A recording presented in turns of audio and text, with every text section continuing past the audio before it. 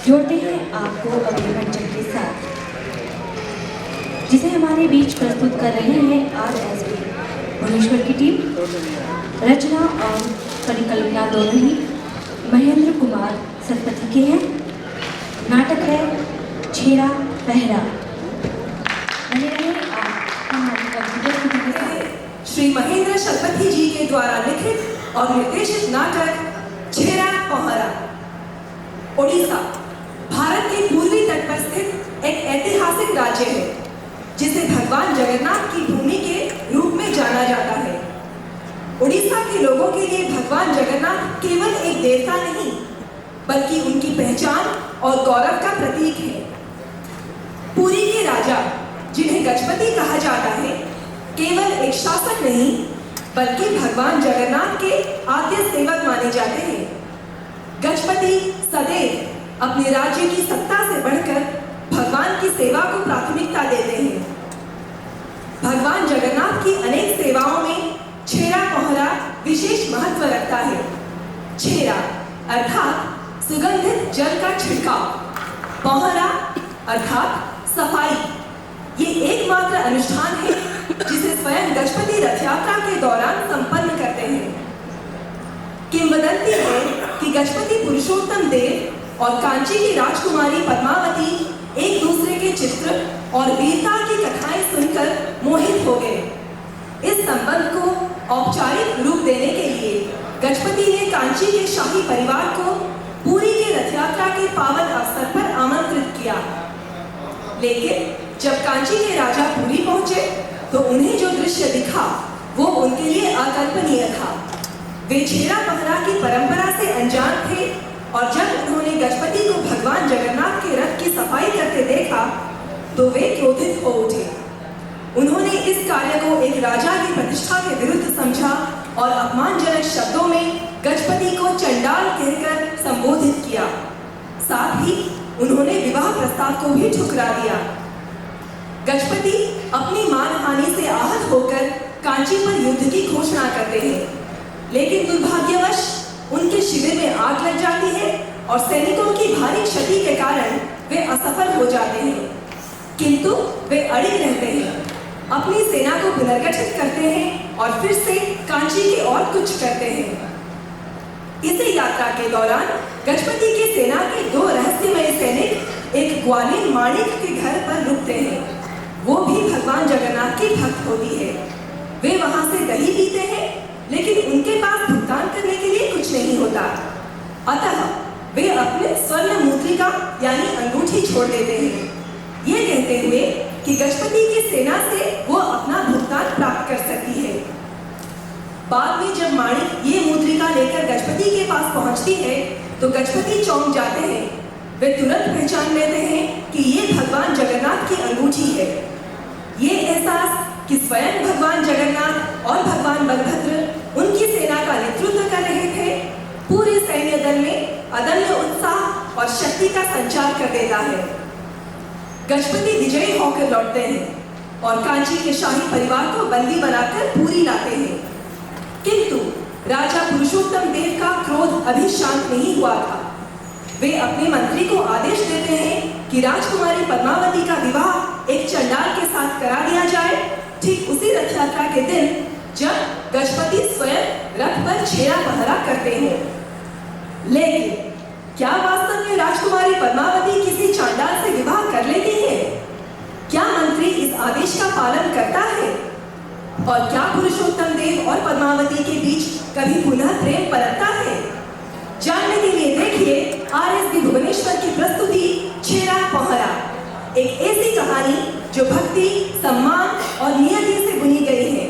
तो प्रेक्षागृह में उपस्थित सभी देवियों और सज्जनों को मैं अनुरोध करती हूँ, एक साथ एक सुर में मेरे साथ बोले, जय जगन्नाथ।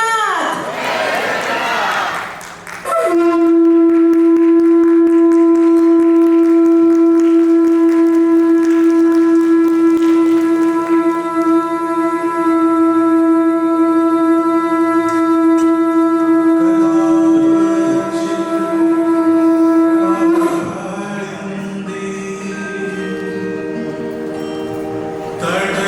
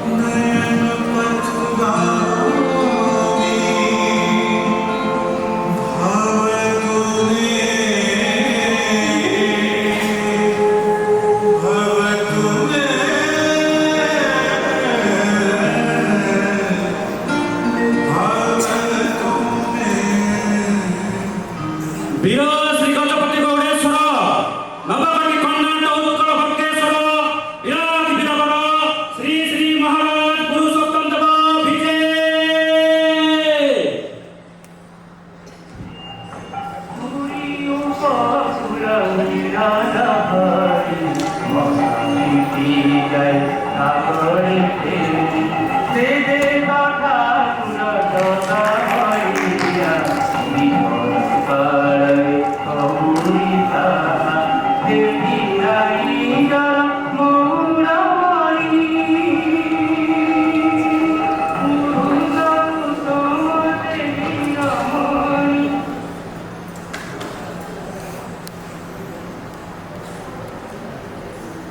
ମହାରାଜଙ୍କର ଜୟ ହେଉ। ମହାମନ୍ତ୍ରୀ ଆସନ୍ତା ରଥଯାତ୍ରା ପାଇଁ ପ୍ରସ୍ତୁତି ମହାରାଜ ରଥ ଫଳରେ ରଥ ବଢ଼ାଇବା କଥା ହେଉଛି। ଅଣସର ଘରେ ଯେଉଁ ସେବା ପାଉଛନ୍ତି ରତ୍ନ ମଣ୍ଡପରେ ଅତିଥିଙ୍କର ପୂଜାର୍ଚ୍ଚନା ଚାଲିଛି। ଆଉ ରଥଯାତ୍ରା ପାଇଁ ଅନ୍ୟାନ୍ୟ ରାଜ୍ୟର ରାଜ୍ୟମାନଙ୍କୁ ନିମନ୍ତ୍ରଣ କାର୍ଯ୍ୟ ସମ୍ପୂର୍ଣ୍ଣ ହୋଇସାରିଛି ମହାରାଜ। ଆଉ କାଞ୍ଚି ରାଜ୍ୟ କାଞ୍ଚି ରାଜ୍ୟ ତ ମୁଁ ନିଜେ ନିମନ୍ତ୍ରଣ ନେଇଯାଇଥିଲି ମହିମା। ଆଉ ଯେଉଁଥିପାଇଁ ଆପଣ ସ୍ୱତନ୍ତ୍ର ଭାବେ କାଞ୍ଚି ରାଜ୍ୟ ଯାଇଥିଲେ ରାଜକୁମାରୀ ପଦ୍ମାବତୀ ମହାମନ୍ତ୍ରୀ କାଞ୍ଚି ରାଜଜେମା ପଦ୍ମାବତୀଙ୍କ ବିଷୟରେ ଶୁଣିବା ପରଠୁ ମୁଁ ଅସ୍ଥିର ହୋଇପଡ଼ିଛି। ସେଇଥିପାଇଁ ତ ଆପଣଙ୍କୁ ରାଜଦୂତ ହିସାବରେ ସେଠିକି ପଠାଇଥିଲି। କ'ଣ ଦେଖିଲେ? ଖାଲି ଦେଖିଲି ମହାରାଜ, ସଙ୍ଗରେ ଘେନି ଆସିଛି। କାହାକୁ? ରାଜକୁମାରୀ ପଦ୍ମାବତୀକୁ? ନା, ତାଙ୍କର ପ୍ରତିକୃତିକୁ।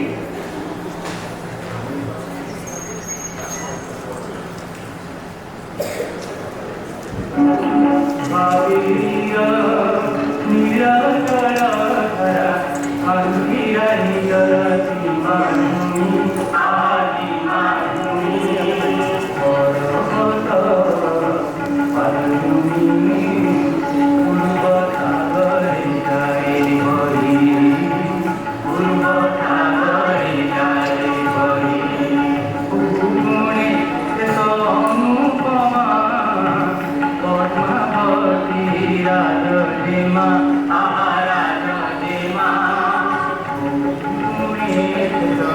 Anupama, Kanti, Radhima, Kanti, Radhima, Kanti, Radhima. एक अगर्भ रूप सौम्य अथच दृढ मुखमंडळ बपुरे सौज्यर कांती बलिष्ठ पौरुष सतेरे सतेरे तमे पुरुषोत्तम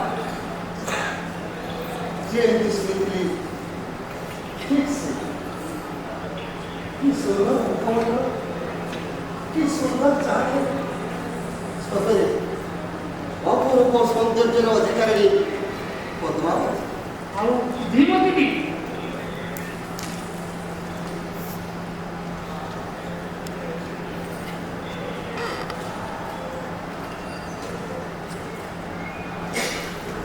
अरे माँ पद्मावती राजा पुरुषोत्तम देव तर पसंद राजा पुरुषोत्तम ଆମର ମଧ୍ୟ କଥା। ଆଚ୍ଛା ରାଣୀ, ଉତ୍ତରର ରାଜା ଆମ ପାଖରେ ରାଜ୍ୟଭାର କରିଦେଲେ ଓ ତାଙ୍କ ସୁନ୍ଦର ରତ୍ନକରି ଏଠି ପିଇବା ରାତିରେ ପଦ୍ମାବତୀ ମଧ୍ୟ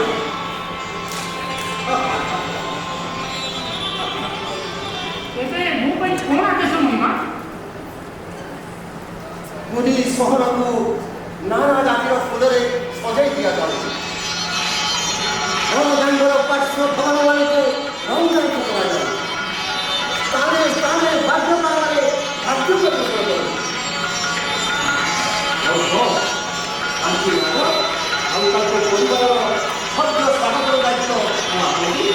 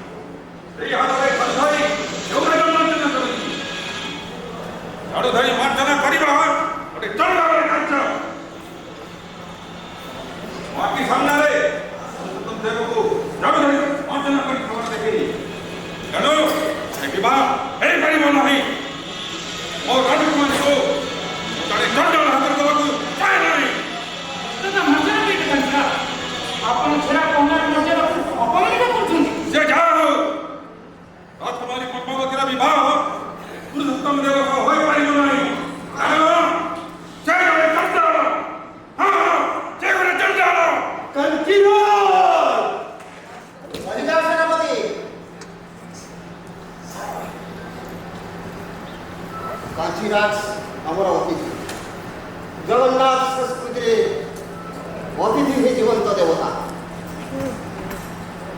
प्रति वस्त्र उत्तोलन कर अपमानित कर महाराज कांचीराज को आपको अपमानित करछन्ती जहाँ हेले भी से आमर अतिथि कांचीराज मो सेनापति एभली अबोध आचरण पर लज्जित एपरि स्थान रे वो मोट महामंत्री महाराज कांचीराज को ससम्मानित सीमा पार कर दिया असाराणी आप पद्मावती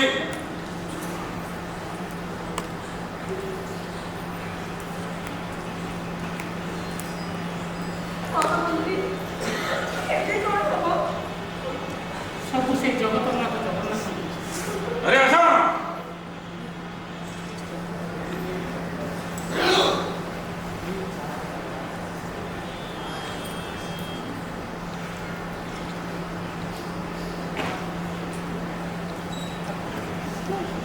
कांचीराज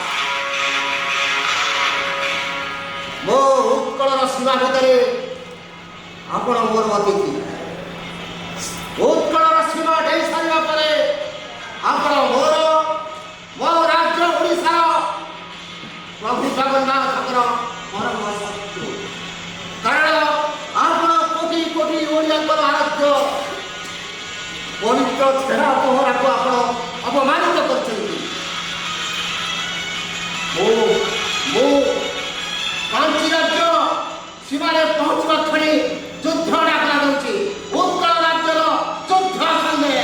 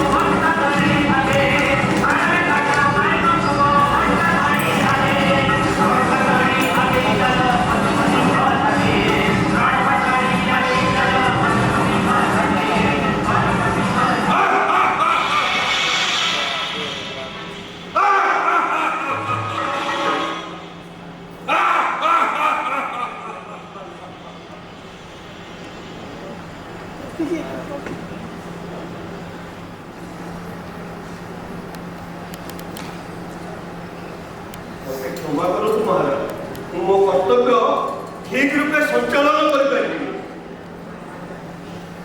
नारी सेनापति तुमर प्रभु भक्तिर तुलना बोध हुए मोर प्रभु भक्तिर मते आउ गोटे सुযোগ दियंतु महाराज आपण को विजय भाई मु मो जीवन को बाटी लगे देबी किंतु सेनापति युद्ध सब किसी समाधान हुए अन्य रास्ता भी तो अच्छी अन्य रास्ता आमे आत्मसमर्पण दुष्टता मार्जना करे महामंत्री आपण एपरि कहि महाराज को अपमानित करछन्ती क्षमा करिए महाराज आपको से आलोचना भी तो करा पारे किंतु कहीं उत्कल राज्य को एते दुर्बल युद्धर प्रथम पर्याय आमे पराजय वरण करछु सत किंतु पुनर्बार आक्रमण कर परिबु सेनापति आपण पुनर्बार काची आपण ପାଇଁ प्रस्तुत हो जाओ किंतु महाराज महामंत्री आपण बारंबार युद्ध को बार करथिबा कारण मु जानि पारे कारण पद्मावती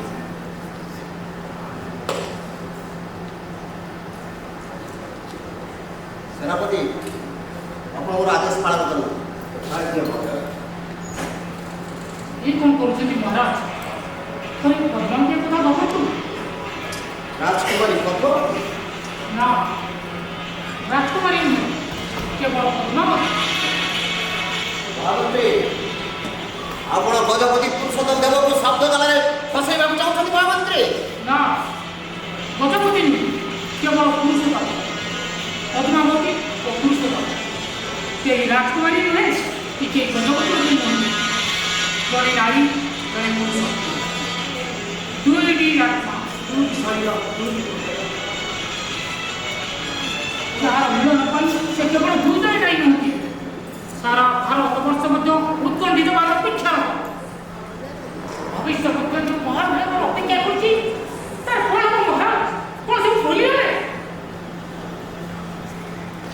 ଏ ପୁରୁଷୋତ୍ତମ କେବଳ ଜଣେ ପୁରୁଷ ନୁହେଁ ସେ ରାଜା ଜଣେ ସାଧାରଣ ମଣିଷ ପରି ଜଣେ ନାରୀ ପାଇଁ ସେ ଦୁର୍ବଳ ହେଇପାରିବ ନାହିଁ ମୁଁ ଜଗନ୍ନାଥଙ୍କର ମୁଖ୍ୟ ସେବକ କାଞ୍ଚିରାଜ ଜଗନ୍ନାଥଙ୍କୁ ଅପମାନ କରିଛନ୍ତି ମୁଁ ମୋ ଅପମାନ ସହିଯାଇପାରେ ହେଲେ ଜଗନ୍ନାଥଙ୍କ ଅପମାନ କେବେ ନୁହେଁ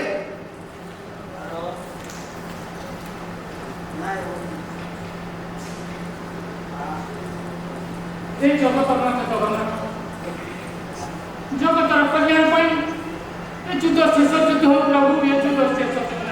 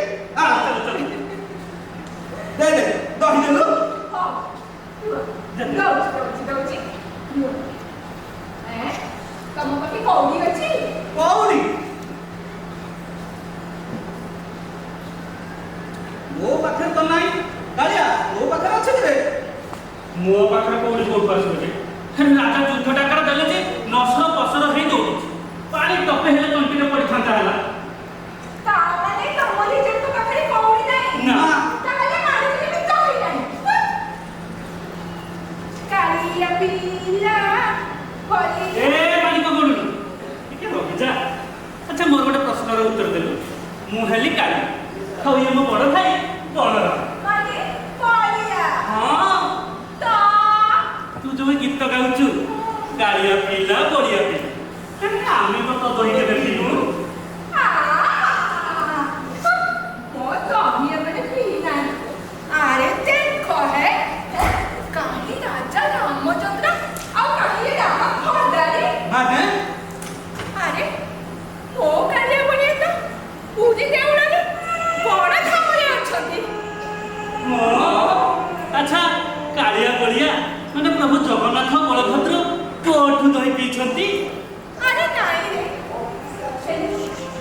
ସପରିର ଶପଥ ନେଇକି ମୋ କାଳିଆ ବଳିଆ ବଡ଼ ଦେଉଳରୁ ବାହାରି ଆସିଛନ୍ତି ଆଉ ମୋ ହାତରେ ଦହି ପିଇଛନ୍ତି। ଭାଉ ଧନ୍ୟ ହେଇଯାଉଛି। ସେଇ ସପନକୁ ମନେ ପକେଇ ପକେଇ ଗାଇଲେ କାଳିଆ ପିଲା ବଳିଆ ପିଲା। ଆରେ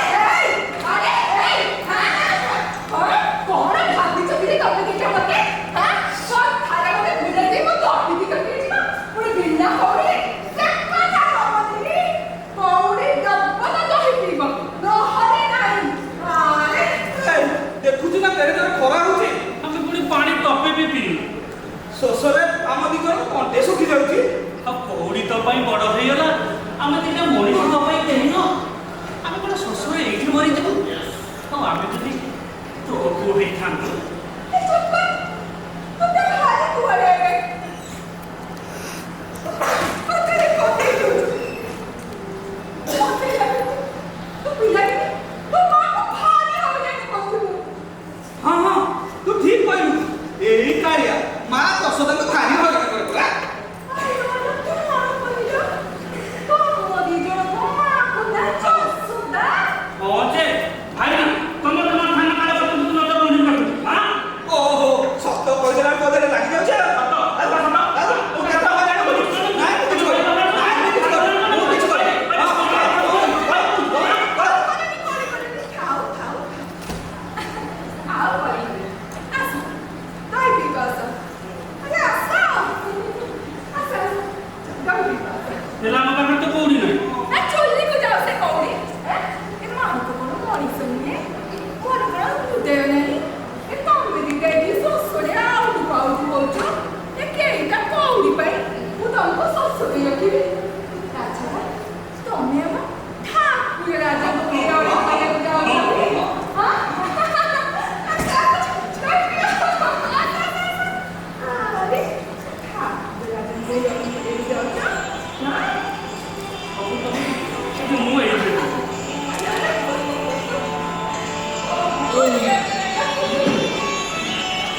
ଓହୋ କି ଶାନ୍ତି। ସତରେ କାଳିଆ ଏମିତି ସୁଆଦିଆ ଦହି ମୁଁ ବା କେତେବେଳୁ ପିଇନି। ଭାଇନା ଆରେ ଦହିଟା ଏମିତି କାହିଁକି ସ୍ୱାଦ ଲାଗିଲା କହିଲ? କାରଣ ଏଥିରେ ମମତା ମିଶିକି ଅଛି।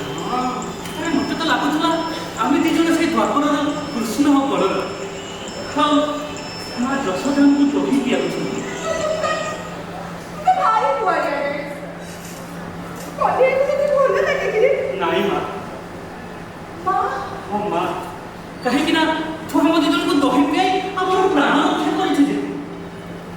ଯା କବୁଲି ଏଟାରେ କିନ୍ତୁ କାଳିଆ ବାସ୍ତବରେ ମାଣିକ ଜଣେ ଗରିବ ହଉନି। ଆଉ ଦହି ବିକି ସେ ତାର ପରିବାର ଚଳାଏ। ଆମେ ଦି ଜଣ ତ ତାର ସବୁ ଦହି ପିଇ ଗଲେ ସେ ଆଉ କଣ କରିବ? ଆମେ ତ ସେ କଥା ଭୁଲି ଯାଇଛୁ। ଆଚ୍ଛା ମା ଆମେ ତୁମ ଋଣ କେମିତି ଶୁଝିପାରିବୁ? କିନ୍ତୁ କିଛି ବ୍ୟବସ୍ଥା ଆମେ ନିଶ୍ଚୟ କରିବୁ। ଆମେ ହେଲୁ ରାଜାଙ୍କର ଛମୁଆ ବାଲି। ଆମ ରାଜା ଏ ପଛେ ପଛେ ଆସୁ। ଚିହ୍ନଟ ପାଇଁ ଏ ମୁଦିଟା ରଖ। ଆରେ ରଖ ମନା କରିନି ରଖ। ରାଜାକୁ ମୁଦିଟା ଦେଖେଇଲେ ତତେ ନିଶ୍ଚୟ ଚିହ୍ନି ପାରିବେ। ଆଉ ତୁମ ପାଉଣା ତକ ବି ଦେବେ। ବୁଝିଲା ଭାଇନା? ଚାଲ ଚାଲ ଡେରି ହେଉଛି। ଆରେ ହଁ ଆରେ ବହୁତ ବାଟ ଯିବାର ଅଛି। ଚାଲ ଚାଲ ଚାଲ ଚାଲ ଚାଲ ଚାଲ ତୁମେ ଆଗରେ ଚାଲ। ହଁ ଜଲ୍ଦି ଆ ଜଲ୍ଦି ଆ। ଏ ବହୁତ ବାଟ ଯିବାର ଅଛି।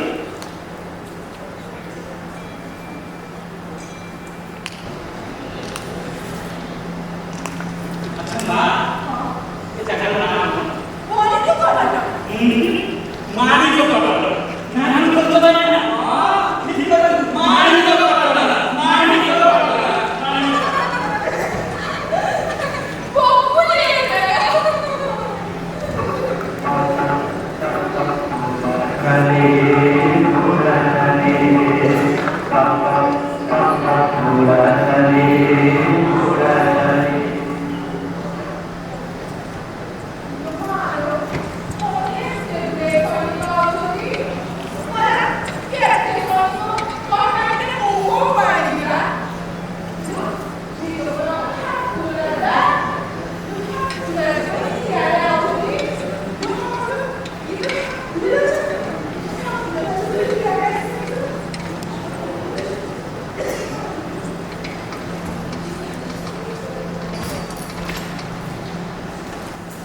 ସେନାପତି ଗୁପ୍ତଚର କିଛି ସମ୍ବାଦ ନାଇଁ ମହିମା ନିଃସନ୍ଦେହ ଆମେ ବିପଦ ଶୂନ୍ୟ ରାସ୍ତା ଆମର ଅନ୍ତତ ଶୂନ୍ୟ କିନ୍ତୁ ମହାରାଜ ଏ ପ୍ରଚଣ୍ଡ ଖରାରେ ଚାଲି ଚାଲି ସୈନ୍ୟଗଣ କ୍ଳାନ୍ତ ଅନୁଭବ କଲେ। ଠିକ ଅଛି ତାହେଲେ ଏଠାରେ କିଛି ସମୟ ବିଶ୍ରାମ ନିଆଯାଇପାରେ ପାଇକଗଣ ଗଜପତି ମହାରାଜଙ୍କ ନିର୍ଦ୍ଦେଶ କ୍ରମେ ଆପଣମାନେ ବିଶ୍ରାମ ନିଅନ୍ତୁ।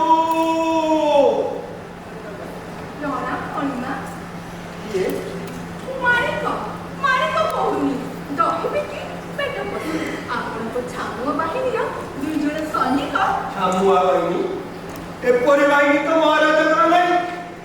ତାକୁ କୁହ ସେନାପତି କୁହ ଆପଣଙ୍କ ଛାମୁଆ ବାହିନୀର 2 ଜଣ ସୈନିକ ମୋଠୁ ଦହି ପିଇଗଲେ ଆଉ କହିଲେ ମାଣିକ ପାଉଣା ଦେବେ କେତେବେଳେ ଅସମ୍ଭବ ମୁଁ ସତ କହୁଛି ମଣିମା ସେମାନେ ଦୁଇ ଭାଇ ଜଣେ କଳା ଆଉ ଜଣେ ଗୋରା ସେମାନଙ୍କୁ ବହୁତ ଶୋଷ ଲାଗୁଥିଲା ହେଲେ ସେମାନଙ୍କ ପାଖରେ କୌଣସି ନଥିଲା ତାଙ୍କ କଷ୍ଟକୁ ସହ୍ୟ କରି ସେମାନଙ୍କୁ ଦହି ପିଇବାକୁ ଦେଲି ବିନା କୌଣସି ଆଉ ସେମାନେ ମୋତେ ଠାକୁରଙ୍କୁ ବୁଝି ଦେଇ କହିଲେ ଏମିତି ମଣିମାକୁ ଦେବେ ମଣିମା ଚିହ୍ନି ପାରିବେ ଆଉ ତ ପାଉଣା ଦେଇଦେବେ ମୁଦି କାହିଁ ସେମିତି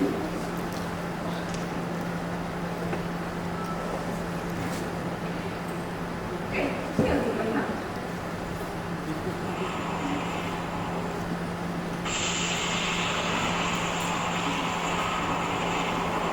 କଣ ହେଲା ମଣିମା ଚିନିପଞ୍ଚ ସେନାପତି ମୁଦିକୁ ସୈନ୍ୟଗଣ ଏକ ଉଡ଼ୁକୁ ବନ୍ଦୀ କର। ରହିଯାଅ ସୈନ୍ୟଗଣ ସେନାପତି ସେ ଚୋରି କରିବ ସେ କେବଳ ତା ଦହିର ପାଉଣା ମାଗୁଛି ଚୋରି କରିଥିଲେ ସେ ମୁଦି ଫେରାଇ ରଖିବ ତୁମେ ମତ ବୁଝ ମଣିମା ମୋତେ ବିଶ୍ୱାସ କରନ୍ତୁ ମୁଁ ସତ କହୁଛି ମୁଁ ଚୋରି କରିନି ସେ ଦୁଇ ଭାଇଙ୍କ ଭିତରୁ ସାନ ଭାଇ ନିଜେ ମୋତେ ମୁଦି ଦେଇଛନ୍ତି ତୁମେ ଜାଣିଛ ସେ କିଏ ହଁ କାଳିଆ ଛାମୁକ ସୈନିକ ସାମାନ୍ୟ ସୈନିକ ନୁହନ୍ତି ସେନାପତି ଇଏ ଯୁଦ୍ଧର ସେନାପତି କୋଟି କୋଟି ଓଡ଼ିଆଙ୍କର ଗୌରମଣି ସ୍ୱୟଂ ଜଗନ୍ନାଥ ମଣିମା ଏ ଗଜପତି ଯଦି କାହାରି ପାଖରେ ମୁଣ୍ଡ ନୁଆନ୍ତି ସେ ହେଲେ ପ୍ରଭୁ ଜଗନ୍ନାଥ ଏବଂ ତା ଭକ୍ତମାନେ। ଏ ପୁରୁଷୋତ୍ତମ ଆଜି ତୁମକୁ ପ୍ରଣାମ କରୁଛୁ। ଆପଣ ଇଏ କ'ଣ କରୁଛନ୍ତି ମଣିମା ମୁଁ ଯେ ସାମାନ୍ୟ ଗୌରବ ତୁମେ ସାମାନ୍ୟ ନୁହେଁ ମାଳିକ ତୁମେ ଯେ ସ୍ୱସ୍ତରେ ଜଗନ୍ନାଥଙ୍କୁ କହିଥିଲେ ଧନ୍ୟ ତୁମର ଭକ୍ତି ମାଳିକ ତୁମର ଭକ୍ତିର ପ୍ରଦାନ କର ଆଜିଠାରୁ ତୁମରି ନାମ ଅନୁସାରେ ଏ ସ୍ଥାନର ନାମ ମାଣିକ ପାଟଣା ନାମରେ ପରିଚିତ ହେବ ମାଣିକ ପାଟଣା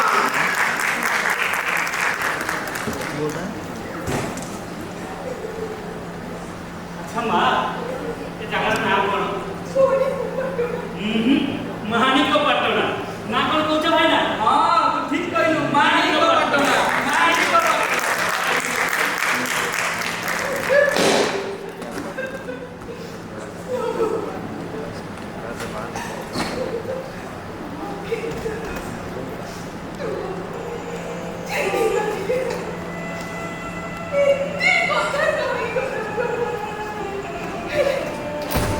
ହେଲେ ମୁଁ ଧରି ପାରିଲି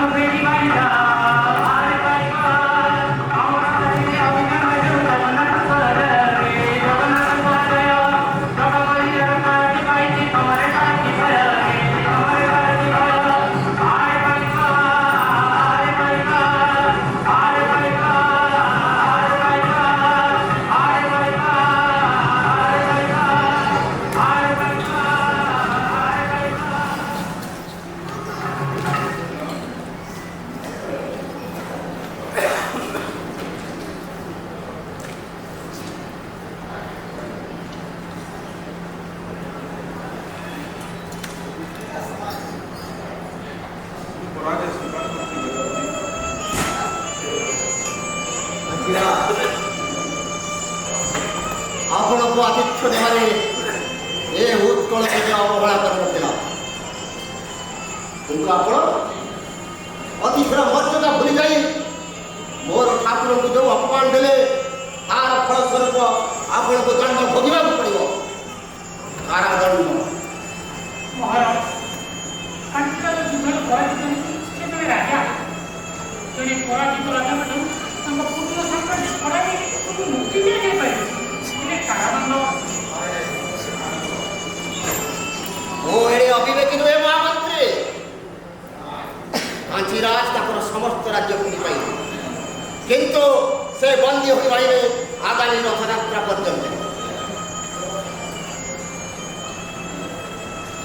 କାଞ୍ଚିରାଜ ଜଗନ୍ନାଥଙ୍କୁ ଅପମାନ କରିଛନ୍ତି, ତେଣୁ ଶ୍ରୀମନ୍ଦିରକୁ ପ୍ରବେଶ କରିବା ନିଷେଧ। ଆସନ୍ତା ରଥଯାତ୍ରାରେ ସର୍ବସମକ୍ଷରେ କ୍ଷମା ପ୍ରାର୍ଥନା ପରେ ଯାଇ ତାଙ୍କର ମୁକ୍ତି। କାଞ୍ଚି ଆଇନ ରାଜକୁମାରୀ ପଦ୍ମାବତୀଙ୍କ କାଞ୍ଚି ପ୍ରତ୍ୟାବର୍ତ୍ତନ ପାଇଁ ଆଦେଶ ମହିମା। ନାଇଁ ମହାମନ୍ତ୍ରୀ, କାଞ୍ଚି ରାଣିମା ଉତ୍କଳ ରାଜ ପରିବାର ସହିତ ସମ୍ମାନ ରହିବ, ତାଙ୍କ ପ୍ରତି କୌଣସି କଟକଣା ଲାଗୁ ହେବ। ରାଜକୁମାରୀ ପଦ୍ମାବତୀ ସେ ମଧ୍ୟ ବନ୍ଦୀ ହେବ, ଆଉ ବନ୍ଦୀ ହୋଇ ରହିବେ ଆପଣଙ୍କ ଘରେ। ମୁଁ ଜାଣେ ଆପଣ ତାଙ୍କ ପୁତ୍ରୀ ଭାବରେ ଦେଖନ୍ତି, ତେଣୁ ଆପଣଙ୍କ ଘର ହିଁ ତାଙ୍କ ପ୍ରତି ହେବ ଉତ୍ତମ ବନ୍ଦୀଶାଳା, ତାପରେ ଆସନ୍ତା ରଥଯାତ୍ରା ପର୍ଯ୍ୟନ୍ତ। ଧନ୍ୟ ମହାରାଜ, ଆପଣଙ୍କ ବିଶ୍ୱାସ ପଟାନ୍ତର ନାହିଁ। କେତେ ସରଳ ଅର୍ଥାତ୍ ପାତ୍ର କିଛି ଦଣ୍ଡ ବ୍ୟବସ୍ଥା କରିଛନ୍ତି, ମୁଁ ଆପଣଙ୍କୁ ଧନ୍ୟବାଦ ନ ଜଣାଇ ରହିପାରୁଛି ମହାରାଜ। ମୋର ଦଣ୍ଡ ବିଧାନ ସରିନାହିଁ ମହାମନ୍ତ୍ରୀ। ଆଉ କ'ଣ ଦଣ୍ଡ କରୁନା? ଗତ ରଥଯାତ୍ରାରେ କାଞ୍ଚିରାଜ ମୋତେ ଚଣ୍ଡାଳ କହି ପ୍ରଭୁ ଜଗନ୍ନାଥଙ୍କୁ ଅପମାନିତ କରିଥିଲେ।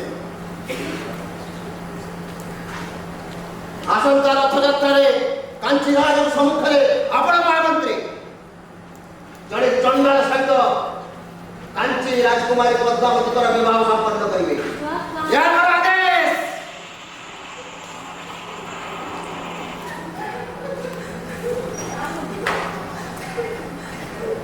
ମନ୍ତ୍ରୀ,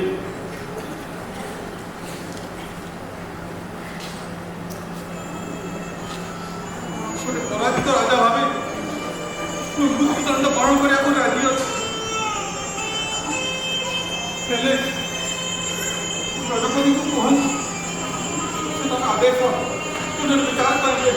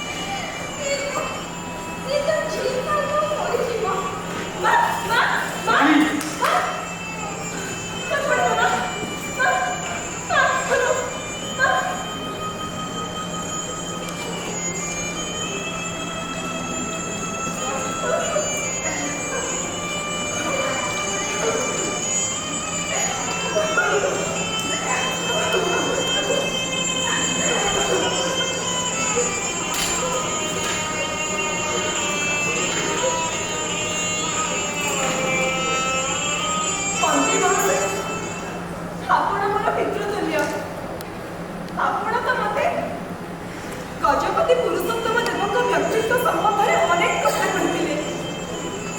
ଏଇଟା କ'ଣ ତାଙ୍କ ବ୍ୟକ୍ତିତ୍ୱ? ୟାକୁ କ'ଣ ନ୍ୟାୟପରାୟଣତା କୁହନ୍ତି? ମୋତେ ତ ଆଶ୍ଚର୍ଯ୍ୟ ଲାଗୁଛି। ମନେ ମନେ ଯାହାକୁ ହୃଦୟ ଦେଇ ବସିଥିଲି ସେ କ'ଣ ଏତେ ହୃଦୟହୀନ?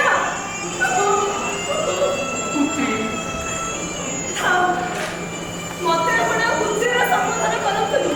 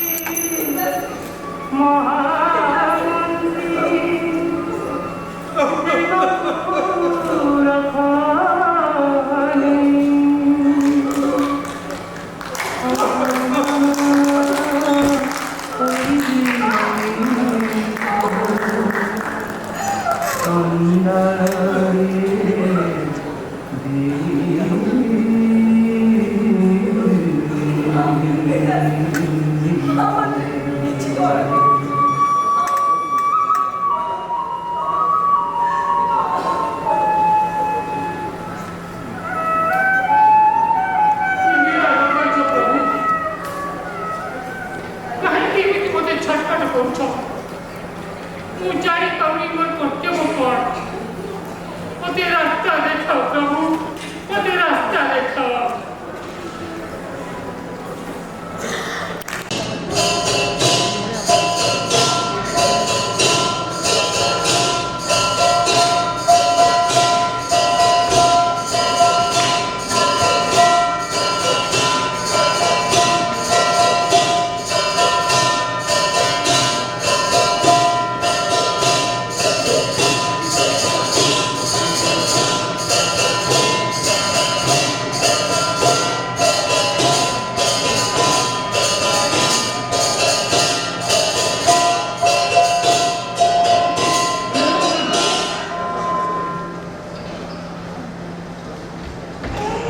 ମତେ ମତେ ଭାରି ଭୟ ଲାଗୁଛି ପିତା। ଆପଣ ଯାହା ଭାବିଛନ୍ତି ଫଳାଫଳ ଯଦିବାର କିପରି ଭାବରେ ଫଳାଫଳ ତ ତା ହାତରେ ନୁହଁ, ସେ ଯାହା ନିଷ୍ପତ୍ତି ନେବ। ମୁଁ କେବଳ ମୋର କର୍ତ୍ତବ୍ୟ କରୁଛି। ଜଣେ ମନ୍ତ୍ରୀ ହିସାବରେ, ଜଣେ ନାଗରିକ ହିସାବରେ, ଆଉ ଜଣେ ରାଜା ହିସାବରେ ରାଷ୍ଟ୍ର ଜୀବନ କିଛି ହୋଇପାରେ। ଗତପତିଙ୍କର ଜୟ ହେଲା।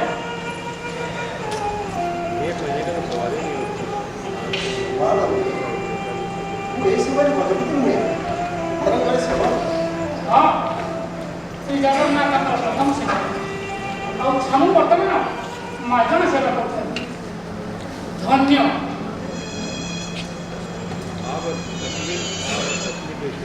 ମହାମନ୍ତ୍ରୀ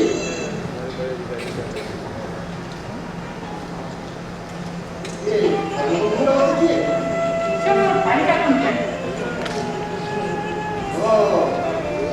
ରାଜକୁମାରୀ ପଦ୍ମାବତୀ? ଆରେ ହଁ, ତାଙ୍କର ତ ଆଜି ବିବାହ ଉତ୍ସବ। ସେ ତ ଚଣ୍ଡାଳ ପକ୍ଷୀ ବରଣ କରିବାର ଥିଲା। କ'ଣ ବିବାହ ସମାପ୍ତ? ସବୁ ପ୍ରସ୍ତୁତି ସହିତ ଖାଲି ବିବାହ କାର୍ଯ୍ୟ ବାକି ଅଛି। ତାହେଲେ ଚଣ୍ଡାଳ ବରପାତ୍ରଟେ ମିଳିଯାଇଛି? ହଁ ମଣିମା, ବହୁତ କଷ୍ଟରେ ଚଣ୍ଡାଳ ପାତ୍ରଟି ଯୋଗାଡ଼ କରିଛି। ଯାହାହେଲେ ପଦ୍ମାବତୀ ରାଜଜେମା ଚଣ୍ଡାଳ ପାତ୍ରଟି ହେଲେ ତାଙ୍କ ପାଇଁ ଉପଯୁକ୍ତ ହେବା ଦରକାର। ତାହେଲେ ଚଣ୍ଡାଳଙ୍କ ମଧ୍ୟରେ ବି ରାଜକୁମାରୀଙ୍କ ପାଇଁ ଉତ୍ତମ ବରପାତ୍ର ଅଛନ୍ତି। ଆଚ୍ଛା, କନ୍ୟାକୁ ତ ଦେଖୁଛି। ଭାଇ ବରପାତ୍ର ତ କୋଉଠି ରଖୁନି?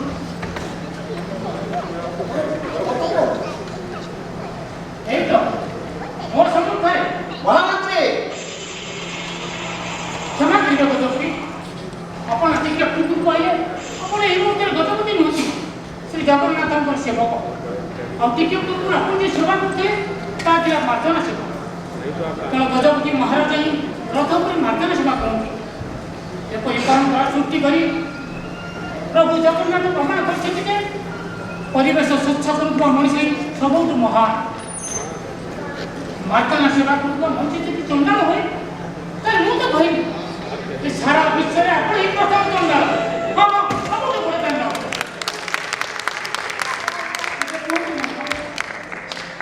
ମୋ କନ୍ୟା ପାଇଁ ମୁଁ ଆପଣଙ୍କ ଠାରୁ ଯୋଗ୍ୟତା ପାଇବି କହୁଛି। ଦୟାକରି ପାଳିତା କନ୍ୟା ପଦ୍ମାବତୀର ପାଣି ଗ୍ରହଣ କରି ମୋତେ ଧନ୍ୟ କରନ୍ତୁ।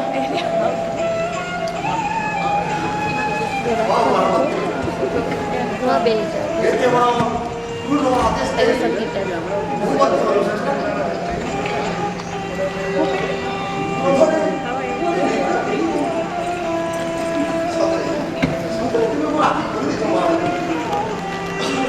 ତୁମ ଭଳିଆ ମହାମନ୍ତ୍ରୀ ପାଇଁ କେବଳ ସାରା ଓଡ଼ିଶା